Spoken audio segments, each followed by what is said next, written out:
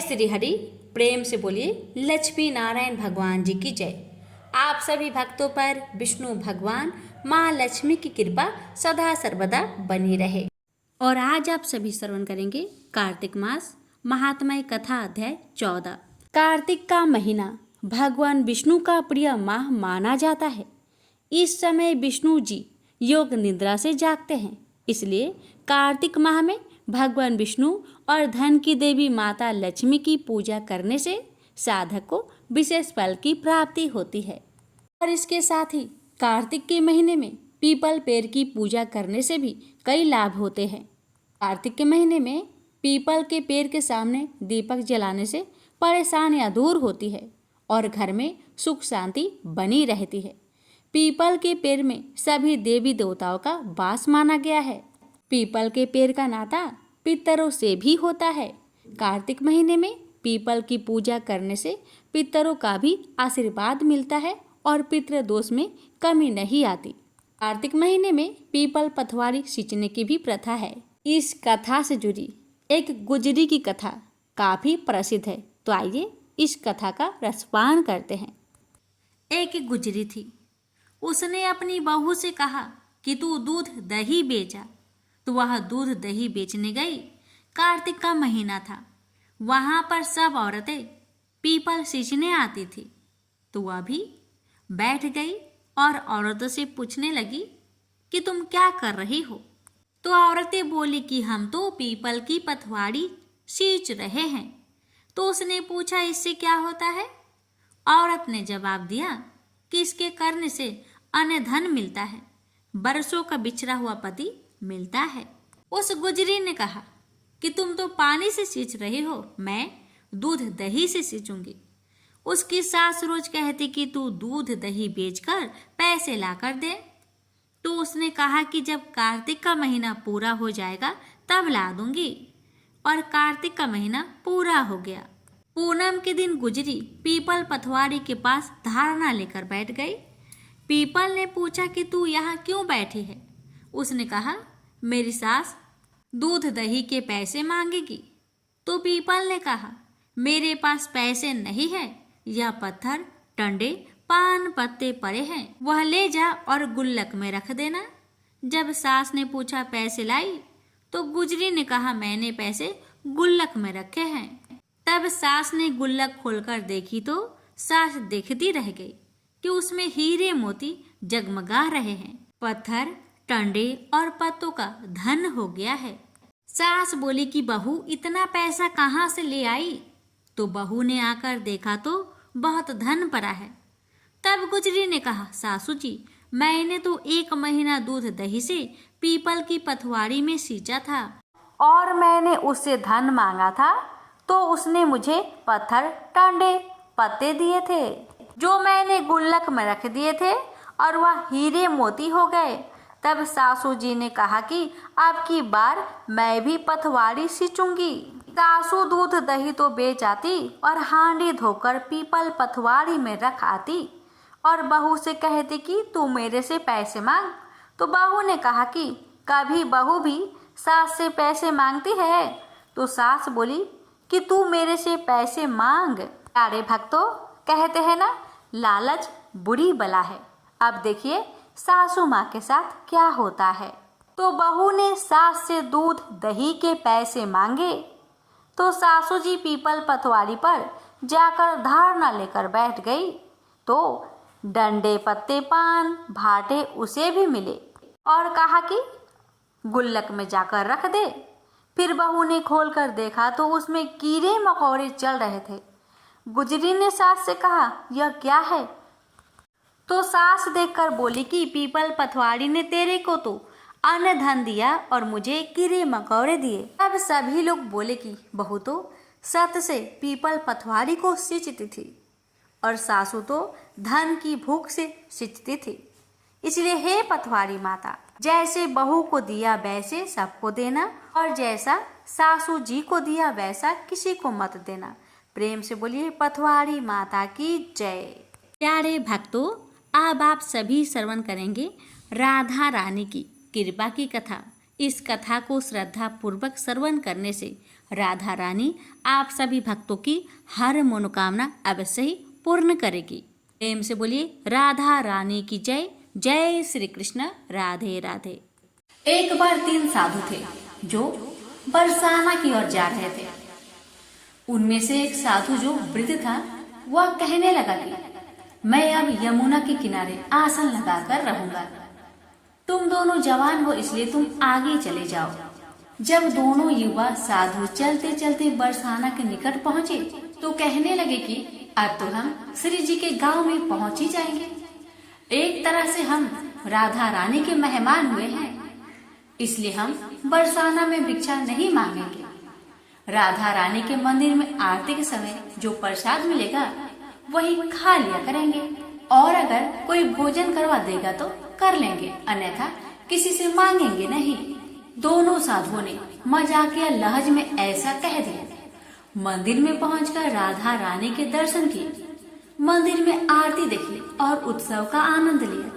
दोनों ने सोचा कि राधा रानी के मेहमान हैं, इसलिए भिक्षा तो नहीं मांगेंगे, इसलिए बिना भोजन के ही सो गए। उसी रात्रि को राधा रानी ने स्वप्न में मंदिर के पुजारी जी को जगाया और कहने लगी कि मेहमान भूखे हैं और आप चैन से सो रहे हैं। पुजारी जी आश्चर्य से कहने लगे कि मेहमान कहाँ हैं? तो राधा रानी कहने लगे कि 2 साधु हैं जो बिना भोजन के ही सोए हैं। पुजारी जी जल्दी से उठे और साधुओं को ढूंढकर उन्हें जगाया।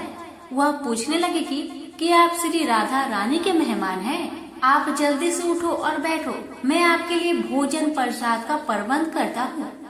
पुजारी जी मंदिर में जो भी उत्सव का भोज प्रसाद बचा था, लड्डू, खीर, रसगुल्ले और जो भी भोग प्रसाद बचा था, जल्दी से दोनों को परोस दिए। साधु ने मन ही मन सोच रहे थे कि हमने तो मजाक में कह दिया था कि हम राधा रानी के मेहमान हैं। राधा रानी तो सचमुच हम पर कृपा कर दी। भरपेट भोजन कर दोनों साधु राधा रानी का ध्यान करके सो गए। तभी दोनों साधुओं को एक ही समय एक ही जैसा सपना आया। दोनों के सपने में राधा रानी आई और पूछने लगी कि भोजन करके आपको तृप्ति हुई?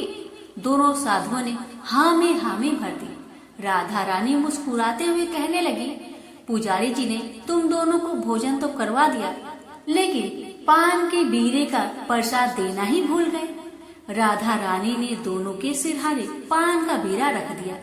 सपने के बाद दोनों की आंखें खुली तो सचमुच पान का बीरा अपने सिरहाने पाकर दोनों विस्मित थे। राधा रानी ने मजाक के भाव से कहा गया वचन में सत्य साबित कर दिया और बिना मांगे दोनों को भरपेट भोजन भी करवा दिया। हे राधा रानी, जैसे आपने दोनों संतों पर अपनी कृपा करी, वैसे आपकी कथा कहने वाले, सुनने वाले, हुक्कार भरने वाले सभी की परिवार पर, सब पर अपनी कृपा सदा बनाए रखना। प्रेम से बोलिए श्री कृष्ण भगवान की जय। राधा रानी की जय। एक बार एक सेठ जी किसी काम से बरसाना गए। उनका एक नियम था, वह प्रतिदिन स्वयं भोजन करने से पहले एक संत जी को भोजन करवाते थे। सेठ जी ने भोजन के समय नौकर से बोला कि किसी संत को ढूंढ कर ले आओ। राधा रानी की कृपा से नौकर को कोई भी संत नहीं मिला, क्योंकि उस दिन सभी संत किसी भंडारे में चले गए थे। नौकर को राधा रानी के मंदिर के बाहर एक पागल व्यक्ति मिला। नौकर मन में विचार करने लगा कि अगर सेठ को संत नहीं मिला भोजन करवाने के लिए, तो वह हमें भी भोजन नहीं करने देगा। इसलिए वह पागल व्यक्ति को बाजार ले गया। नौकर ने पागल को लाल कपड़े खरीद कर दिए और गले में माला पहना दी और माथे पर तिलक लगा दिया। वह कहने लगा कि मैं सेठ को बोल दूंगा कि तुम संत हो। सेठ तुम्हें भरपेट भोजन करवाएंगे और अच्छी दान दक्षिणा भी देंगे। तुम कुछ मत बोलना, मैं कह दूंगा कि यह मौनी बाबा है। और उस पागल व्यक्ति को सेठ के पास ले गया। सेठ जी ने उनके अच्छे से चरण धोए और गरम गरम भोजन उसके आगे परोस दिया। उस व्यक्ति ने जीवन में पहली बार इतना अच्छा भोजन देखा था। भोजन देखते ही देखते उसे उठाकर खाने लगा तो सेठ ने उसे टोक दिया। सेठ कहने लगे कि तू नकली संत है, क्योंकि संत तो भोजन से पहले प्रार्थना करते हैं, उसके पश्चात भोजन करते हैं। सेठ ने उसे भगा दिया। भिखारी रोता हुआ वहां से चला गया। सेठ ने श्री जी से क्षमा मांगकर भोजन कर लिया। उधर भिखारी भूख के कारण वह रोता रहा। रात को सेठ जी को राधा जी ने दर्शन दिए। वह कहने लगी कि तू तो वैसे तो बड़ा दानवीर बना फिरता है, लेकिन तूने उस भिखारी को भूखा ही भेज दिया। सेठ कहने लगा कि वह संत नहीं था, वह तो पाखंडी था। राधा रानी मुस्कुराते हुए बोली, मैं तो उसे कई सालों से खाना खिला रही हूँ, आज तक वह भूखा नहीं सोया। मैंने कभी नहीं सोचा कि वह पाखंडी है या फिर संत। तुम्हें क्या एक समय का भोजन करवाना पड़ा? तुम उसका सतवत ढूंढने लगे, जबकि मैं तो उसे बिना किसी भेदभाव के वर्षों से भोजन करवा रही हूँ। राधा रानी की बातें सुनकर सेठ जी को अपनी गलती का एहसास हुआ। उन्होंने राधा रानी से हाथ जोड़कर क्षमा मांगी। राधा रानी ने भी सेठ जी को क्षमा कर दिया। प्रेम से बोलिए श्री कृष्ण भगवान की जय, राधा रानी की जय। प्यारे भक्तों, अब आप रसपान करेंगे कार्तिक मास महात्म्य कथा अध्याय 14। कार्तिक मास का आज मैं सुनाऊं 14वां अध्याय। श्री हरि कृपा करे, श्रद्धा प्रेम बढ़ाए। जय श्री हरि। आगे कहते हैं, हे राजन, इस प्रकार उसको धर्म पूर्वक राज्य करते देखकर देवता क्षुब्ध हो गए। उन्होंने देवाधिदेव भगवान शंकर का मन में स्मरण करना प्रारंभ कर दिया और कितने ही प्रकार से उनकी स्तुति की। तब भक्तों की कामना पूरी करने वाले शंकर जी ने नारद जी को बुलाकर देव कार्य करने की इच्छा से उनको देवपुरी भेजा। शंकर भक्त नारद भगवान शंकर की आज्ञा से देवपुरी में गए। इंद्र आदि सभी देवता व्याकुल हो शीघ्रता से उठकर श्री नारद जी की स्तुति करने लगे। उत्कंठा भरी दृष्टि से सबने नारद जी की ओर देखा। अपने सब दुखों को कहकर उन्हें नाश करने की प्रार्थना की। तब नारद जी ने कहा, मैं सब कुछ जानता हूँ, इसलिए अब मैं दैत्यराज जलंधर के पास जा रहा हूँ। ऐसा कह देवताओं को अवशासन देकर श्री नारद जी जलंधर की सभा में आए। जलंधर ने नारद जी के चरणों की पूजा कर हंसते हुए कहा, हे ब्राह्मण, कहिए आप कहाँ से आ रहे हैं और कहाँ कहाँ पर आपने क्या क्या देखा, यहाँ कैसे आए हैं? मेरे योग जो सेवा हो उसके लिए मुझे आज्ञा दीजिए। जालंधर की इस प्रकार के वचन सुनकर नारद जी प्रसन्न होकर बोले, हे दानवराज महाबुद्धिमान जलंधर, तुम धन्य हो, क्योंकि इस समय सब रत्नों के भोक्ता एक तुम ही हो। हे दैत्य श्रेष्ठ, अब आप मेरे आगमन का कारण सुनिए, जिसके लिए मैं आज जहाँ आया हूँ। हे दैत्यराज, मैं स्वेच्छा से कैलाश पर्वत पर गया था, जहाँ 10,000 यजनों में फैला कल्प वृक्ष का वन है। वहाँ पर मैंने सैकड़ों कामधेनुओं को घूमते हुए देखा तथा यह भी देखा कि वह वन चिंतामणि से प्रकाशित परम दिव्य अद्भुत और सब स्वर्णमयी है। मैंने वहाँ पार्वती के साथ स्थित शंकर जी को भी देखा, जो सर्वांग सुंदर गौर्ण वर्ण त्रिनेत्र और मस्तक पर चंद्रमा धारण किए हुए हैं। यह देखकर मुझे बड़ा आश्चर्य हुआ कि इनके समान समृद्धिशाली त्रिलोक में कोई है या नहीं। हे दैत्येंद्र, उसी समय मुझे तुम्हारी भी समृद्धि का स्मरण हो आया और उसे देखने की इच्छा से तुम्हारे पास आया हूँ। यह सुन जालंधर को बड़ा हर्ष हुआ। उसने नारद जी को अपनी सब समृद्धि दिखला दी। उसे देखकर देवताओं का कार्य करने की इच्छुक शिव प्रेरित नारद ने जालंधर की बड़ी प्रशंसा की और कहा, निश्चय ही तुम त्रिलोकपति होने के योग थे। तुम्हारे लिए ऐसा होना कोई विचित्र बात नहीं है।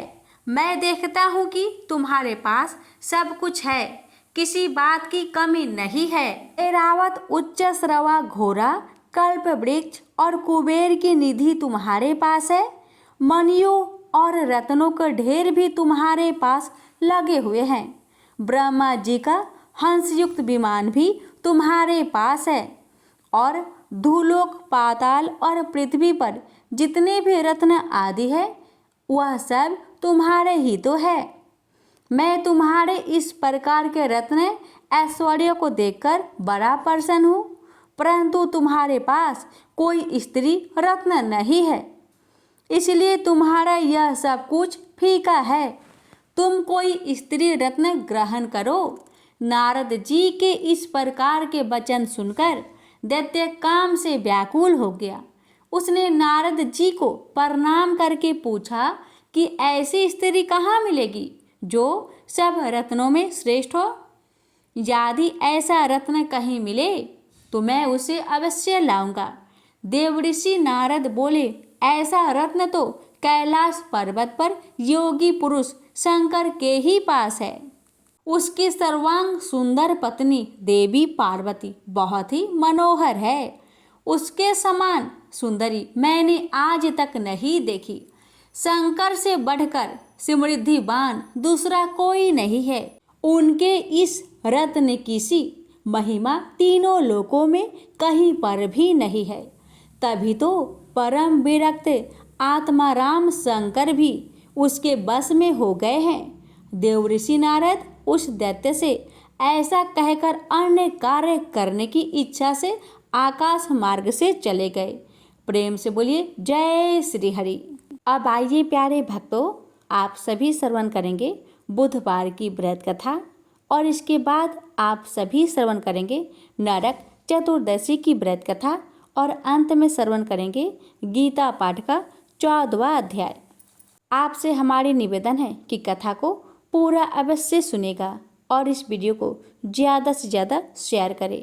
भगवान आप सभी भक्तों की हर मनोकामना को पूर्ण करे, हर कष्टों को दूर करे।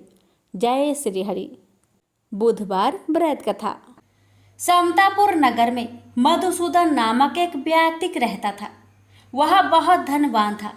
मधुसूदन का विवाह बलरामपुर नगर की सुंदर लड़की संगीता से हुआ था। एक बार मधुसूदन अपनी पत्नी को लेने बुधवार के दिन बलरामपुर गया। मधुसूदन ने पत्नी की माता पिता से संगीता को विदा कराने के लिए कहा। माता पिता बोले, बेटा आज बुधवार है, बुधवार को किसी भी शुभ कार्य के लिए यात्रा नहीं करते। लेकिन मधुसूदन नहीं माना। उसने ऐसी शुभ अशुभ की बात को न मानने की बात कही।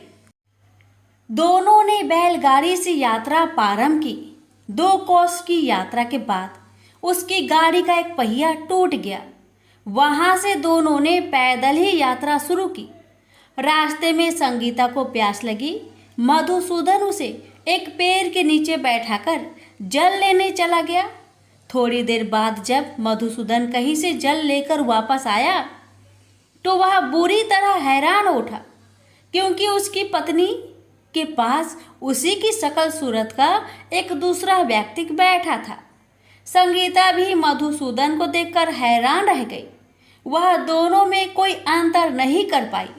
मधुसूदन ने उस व्यक्ति से पूछा, तुम कौन हो और मेरी पत्नी के पास क्यों बैठे हो? मधुसूदन की बात सुनकर उस व्यक्ति ने कहा, अरे भाई, यह मेरी पत्नी संगीता है। मैं अपनी पत्नी को ससुराल से विदा कराकर लाया हूँ। लेकिन तुम कौन हो जो मुझसे ऐसा प्रश्न कर रहे हो? मधुसूदन ने कहा, तुम जरूर कोई चोर या ठग हो। यह मेरी पत्नी संगीता है। मैं इसे पेड़ के नीचे बैठाकर जल लेने गया था। इस पर उस व्यक्ति ने कहा, अरे भाई, झूठ तो तुम बोल रहे हो। संगीता को प्यास लगने पर जल लेने तो मैं गया था। मैंने तो जल लाकर अपनी पत्नी को पिला भी दिया। अब तुम चुपचाप यहाँ से चलते बनो, नहीं तो किसी सिपाही को बुलवाकर तुम्हें पकड़वा दूंगा। दोनों एक दूसरे से लड़ने लगे। उन्हें लड़ते देख बहुत से लोग वहां एकत्र हो गए। नगर के कुछ सिपाही भी वहां आ गए। सिपाही उन दोनों को पकड़कर राजा के पास ले गए। सारी कहानी सुनकर राजा भी कोई निर्णय नहीं कर पाया। संगीता भी उन दोनों में से अपने वास्तविक पति को नहीं पहचान पा रही थी।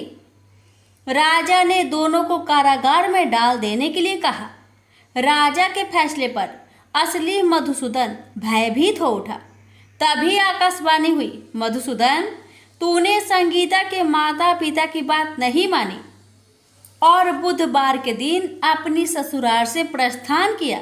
यह सब भगवान बुद्ध देव के प्रकोप से हो रहा है। मधुसूदन ने भगवान बुद्ध देव से प्रार्थना की कि हे भगवान बुद्ध देव, मुझे क्षमा कर दीजिए। मुझसे बहुत बड़ी गलती हुई। भविष्य में अब कभी बुधवार के दिन यात्रा नहीं करूंगा और सदैव बुधवार को आपका व्रत किया करूंगा। मधुसूदन के प्रार्थना करने से भगवान बुद्ध देव ने उसे क्षमा कर दिया। तभी दूसरा व्यक्ति राजा के सामने से गायब हो गया। राजा और दूसरे लोग इस चमत्कार को देख हैरान हो गए। भगवान बुद्ध देव की इस अनुकंपा से राजा ने मधुसूदन और उसकी पत्नी को सम्मानपूर्वक विदा किया। कुछ दूर चलने पर रास्ते में उन्हें बैलगाड़ी मिल गई। बैलगाड़ी का टूटा हुआ पहिया भी जुड़ा हुआ था। दोनों उसमें बैठकर समतापुर की ओर चल दिए। मधुसूदन और उसकी पत्नी संगीता दोनों बुधवार को व्रत करते हुए आनंद पूर्वक जीवन यापन करने लगे। इस तरह भगवान बुद्ध देव की कृपा से उनके यहाँ खुशियाँ बरसने लगी। इस तरह जो स्त्री पुरुष विधिवत बुधवार का व्रत करके व्रत कथा सुनते हैं, भगवान बुद्ध देव उनके सभी कष्ट को दूर करते हैं। प्रेम से बोलिए बुद्ध देव की जय। नरक चतुर्थी की व्रत कथा। नरकासुर को भौमासुर भी कहा जाता है। कृष्ण अपनी 8 पत्नियों के साथ सुखपूर्वक द्वारिका में रह रहे थे। एक दिन स्वर्ग लोक के राजा देवराज इंद्र ने आकर उनसे प्रार्थना की, हे कृष्ण, प्राज्ञा ज्योतिषपुर के दैत्यराज भौमासुर के अत्याचार से देवतागण त्राही त्राही कर रहे हैं। क्रूर भौमासुर ने वरुण का छत्र, आदिति के कुंडल और देवताओं की मणि छीन ली है और वह त्रिलोकी विजय हो गया है। इंद्र ने कहा, भौमासुर ने पृथ्वी के कई राजाओं और आम जनों की अति सुंदर कन्याओं का हरण कर उन्हें अपने यहाँ बंद गृह में डाल रखा है। कृपया आप हमें बचाइए प्रभु। इंद्र की प्रार्थना स्वीकार करके श्री कृष्ण अपनी प्रिय पत्नी सत्यभामा को साथ लेकर गरुड़ पर सवार हो प्राज्ञ ज्योतिषपुर पहुँचे। वहां पहुंचकर भगवान कृष्ण ने अपनी पत्नी सत्यभामा की सहायता से सबसे पहले मूर दैत्य सहित मूर के 6 पुत्रों ताम्र, अंतरिक्ष, श्रावण, बीबा, वसु, नभ, श्रवान और अरुण का संहार किया। मूर दैत्य का वध हो जाने का समाचार सुन भौमासुर अपने अनेक सेनापतियों और दैत्यों की सेना के साथ लेकर युद्ध के लिए निकला। भौमासुर को स्त्री के हाथों मरने का श्राप था, इसलिए भगवान श्री कृष्ण ने अपनी पत्नी सत्यभामा को सारथी बनाया और घोर युद्ध के बाद अंत में कृष्ण ने सत्यभामा की सहायता से उसका वध कर डाला। इस प्रकार भौमासुर को मारकर श्री कृष्ण ने उसके पुत्र भगदत्त को अभयदान देकर उसे प्राज्ञ ज्योतिष का राजा बनाया। भगदत्त कौरवों की ओर से महाभारत युद्ध में लड़ता है। जिस दिन श्री कृष्ण ने भौमासुर का वध किया था उस दिन कार्तिक माह के चतुर्थी थी, इसलिए उसे नरक चतुर्थी भी कहा जाता है। इस दिन श्री कृष्ण ने भौमासुर अर्थात नरकासुर का वध किया था और उसकी कैद से लगभग 16,000 महिलाओं को मुक्त कराया था। इसी खुशी के कारण दीप जलाकर उत्सव मनाया जाता है। अब सुनिए दूसरी कथा। इस दिन दक्षिण भारत में बामन पूजा का भी प्रचलन है। कहते हैं कि इस दिन राजा बलि महाबली को भगवान विष्णु ने बामन अवतार में हर साल उनके यहाँ पहुँचने का आशीर्वाद दिया था। इसी कारण से बामन पूजा की जाती है।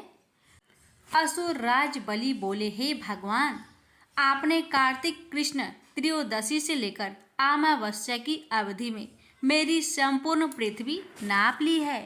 इसलिए जो व्यक्ति मेरे राज्य में चतुर्दशी के दिन यमराज के निमित्त दीपदान करेगा उसे यम यातना नहीं होनी चाहिए। और जो व्यक्ति इन दिनों में दीपावली का पर्व मनाए उनके घर को लक्ष्मी जी कभी छोड़े ना, ऐसा वरदान दीजिए। यह प्रार्थना सुनकर भगवान वामन बोले, राजन, ऐसा ही होगा, तथास्तु। भगवान वामन द्वारा राजा बलि को दिए इस वरदान के बाद से ही नरक चतुर्थी के दिन यमराज के निमित्त व्रत पूजन और दीपदान का प्रचलन आरंभ हुआ। तीसरी कथा ये है कि रतिदेव नामक एक धर्मात्मा राजा थे। उन्होंने अनजाने में भी कोई पाप नहीं किया था। फिर भी जब मृत्यु का समय आया तो यमदूत उन्हें नरक ले जाने के लिए आ धमके। राजा ने कहा कि आप मुझ पर कृपा करें और बताएं कि मेरे किस अपराध के कारण मुझे नरक जाना पड़ रहा है। यह सुनकर यमदूत ने कहा कि हे राजन, एक बार आपके द्वार से एक ब्राह्मण भूखा लौट गया था। यह उसी पाप कर्म का फल है। यह सुनकर राजा ने यमदूत से 1 वर्ष का समय मांगा। तब यमदूतों ने राजा को 1 वर्ष का मोहलत दे दी। राजा अपनी चिंता लेकर ऋषियों के पास पहुँचे और उन्हें अपनी सारी कहानी सुनाकर उनसे इस पाप से मुक्ति का उपाय पूछा। तब ऋषि ने उन्हें बताया कि कार्तिक मास की कृष्ण पक्ष की चतुर्दशी का व्रत करें और ब्राह्मणों को भोजन करवाकर उनके प्रति हुए अपने अपराधों के लिए क्षमा याचना करें। राजा ने वैसा ही किया जैसा ऋषियों ने उन्हें बताया। इस प्रकार राजा पाप मुक्त हुए और उन्हें विष्णु लोक में स्थान प्राप्त हुआ। उस दिन से पाप और नरक से मुक्ति हेतु भूलोक में कार्तिक चतुर्दशी के दिन का व्रत प्रचलित है। प्रेम से बोलिए जय श्री कृष्ण, राधे राधे। श्रीमद् भगवद गीता पाठ 14वां अध्याय। कृष्ण बोले, फिर भी ज्ञानों में श्रेष्ठ ज्ञान में तुमको बताता हूँ। इनके जानने से सारे मुनिजन मोक्ष रूप परम सिद्धि को प्राप्त हुए। इस ज्ञान की सहायता से मेरे स्वरूप को प्राप्त हुए लोग सृष्टि के समय नहीं जन्मते और प्रलय काल में कष्ट नहीं पाते। सब कर्मों में जो मूर्तियां उत्पन्न होती है उनकी उत्पत्ति स्थान प्रकृति है और मैं बीज देने वाला पिता हूँ। हे महाबाहो, प्रकृति से उत्पन्न सत्व, रज और तम तीनों गुण देह में रहने वाले निर्विकार आत्मा को बांध लेते हैं।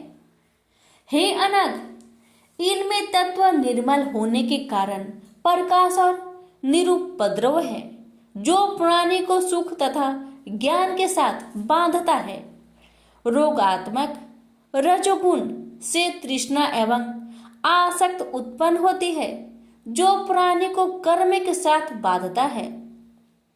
तमोगुण की उत्पत्ति अज्ञान से है। यह नम्र आलस्य निद्रा से प्राणी को बांधता है और मोह में फंसाता है। हे भारत, सत्व सुख उत्पन्न करता है, रज कर्म उत्पन्न करता है, तम सब ज्ञान को ढक प्रसाद पैदा करता है। हे भारत, सत्वगुण रज और तम को दबाकर बढ़ाता है। इसी प्रकार रज सत्व एवं तम को और तम सत्व एवं रज को दबाकर बढ़ाना चाहता है। इस देह में इंद्रियों द्वारा जब ज्ञान का प्रकाश उत्पन्न हो तब समझिए कि सत्व गुण की विशेष वृद्धि हुई है।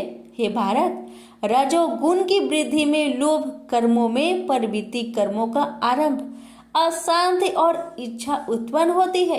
हे कुरुनंदन, तमोगुण की प्रबलता में अविवेक, अनुधम, प्रमोद एवं मोह से ये सब होता है। जब देह को सतोगुण के उदय में मृत्यु प्राप्त होती है तो वह ज्ञानियों के प्रकाशमय लोक को पाता है। रजोगुण के उदय में मरकर कर्मों में आसक्त मनुष्य जन्म लेता है और तमोगुण के उदय में मरा हुआ मूढ़ योनि में जन्म पाता है। सात्विक पुण्य कर्म का फल भी सात्विक कलंक रहित होता है। राजस कर्म का फल दुख और तामस कर्म का फल अज्ञान है। सत्व ज्ञान उत्पन्न होता है, रज से लोभ तथा तम से प्रमोद मोह एवं अज्ञान की उत्पत्ति होती है। सात्विक पुरुष का उत्तम राजस को मध्यम और अधम तामसी लोगों को नीच गति प्राप्त होती है।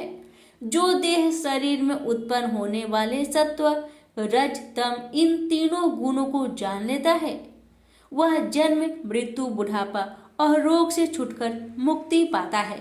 अर्जुन ने पूछा, हे प्रभु, कैसे मालूम हो कि अमुक मनुष्य ने तीनों गुण को पार किया है? उसका क्या बर्ताव है? इन उपायों से वह तीनों गुणों को त्यागता है। हे पांडु नंदन, प्रकाश प्रवृत्ति होने में उनकी इच्छा ना करे। उदासीन मनुष्य के समान, जिसको सुख दुख समान है और गुणों के कर्म होते ही रहते हैं, यह जानकर जो निश्चित रहता है और कभी विचलित नहीं होता, जिसको सुख एवं दुख, मिट्टी पत्थर तथा स्वर्ण, प्रिय और अप्रिय, निंदा एवं स्तुति समान है, जो धीर है, जिसने सभी बखेरे छोड़ दिए हैं, उसे गुणातीत कहते हैं। जो अनन्य भक्ति से मुझे पूजता है, वह इन तीनों गुणों को जीतकर ब्रह्म भाव को पाता है, क्योंकि ब्रह्म का और विकार रहित मोक्ष का तथा सनातन धर्म के अखंड सुख का भंडार मैं ही हूँ। प्रेम से बोलिए श्री कृष्ण भगवान की जय। अब सुनिए 14वें अध्याय का महात्म्य। श्री नारायण जी बोले, हे लक्ष्मी, उत्तर कश्मीर की सरस्वती क्षेत्र में एक विद्वान रहता था। वहां के राजा सूर्य वर्मा की सिंहल द्वीप के राजा के साथ प्रीति थी। एक बार राजा ने सिंहल द्वीप से बड़े जवाहरत मोती बेशकीमती घोड़े भेजे। तब कश्मीरा राजा ने मन में विचार किया कि मैं क्या भेजूं। एक दिन राजा ने अपने मंत्री से पूछा, हम क्या भेजें? मंत्री ने कहा, जो वस्तु वहां ना हो वही भेजना अच्छा है।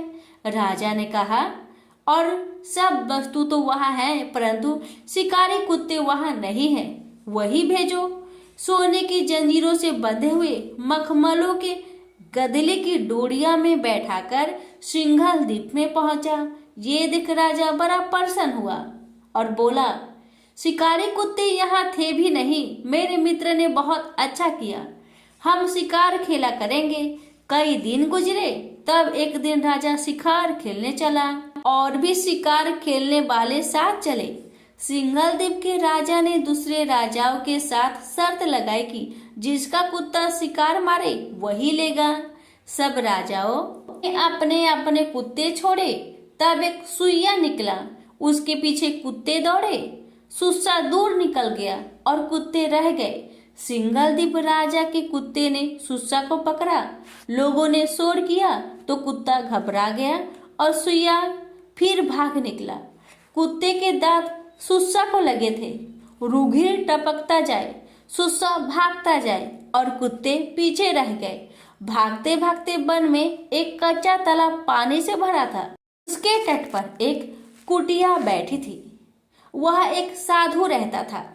उस तालाब में सुस्सा जा गिरा और पीछे से वह कुत्ता भी जा गिरा। इतने में राजा भी घोड़ा दौड़कर वहां पहुंचा तो देखा दोनों तालाब में मरे पड़े हैं और देवदेही पाकर बैकुंठ को जा रहे हैं। राजा को देख उन दोनों ने कहा, हे राजन, तू धन्य है, तेरा ही प्रताप से हमने देवदेही पाई है। राजा ने पूछा, यह कैसे? तब दोनों ने कहा, हम नहीं जानते, इस जल के छूने से हमें देवदेही मिली है। राजा बोला, मेरे भाग्य धन्य है जो तुम्हारा उद्धार हुआ। इतना कहे दोनों बैकुंठ को गए। तब राजा ने नमस्कार करके पूछा, हे संत जी, वार्ता बताओ। उस संत ने कहा, हे राजन, मेरा गुरु यहाँ रहते थे, नित्य स्नान करके गीता जी का पाठ किया करते थे। मैं भी यहाँ स्नान करता और गीता का पाठ करता। राजा ने कहा, धन्य हो संत जी, आपके प्रताप से ऐसी योनियों का उद्धार हुआ है। मेरे भी धन्य भाग्य है जो आपका दर्शन हुआ है। संत ने कहा, तुम कहाँ के हो राजा? उसने कहा, मैं सिंघल द्वीप का राजा हूँ। संत जी, मुझे इनकी पिछली कथा सुनाओ। संत ने कहा, हे राजन, यह सुस्सा पिछले जन्म में भ्रष्ट हुआ था। यह कुत्ता उसकी स्त्री थी। उसने स्त्री को बहुत सताया। स्त्री ने विष देकर इसे मार दिया। जब दोनों मरकर यमलोक को गए, तब धर्मराज ने हुक्म दिया कि इसको सुस्सा का जन्म दे दो। तब इन दोनों ने कहा, महाराज, हमारा उद्धार कैसे होगा? तब धर्मराज जी ने कहा, जब श्री गीता जी के 14वें अध्याय का पाठ करने वाले संतों के स्थान का जल स्पर्श होगा, तब तुम्हारा उद्धार होगा। श्री नारायण जी ने कहा, हे लक्ष्मी, 14वें अध्याय का महात्म्य मैंने तुम्हें सुनाया। प्रेम से बोलिए श्री लक्ष्मी नारायण की जय।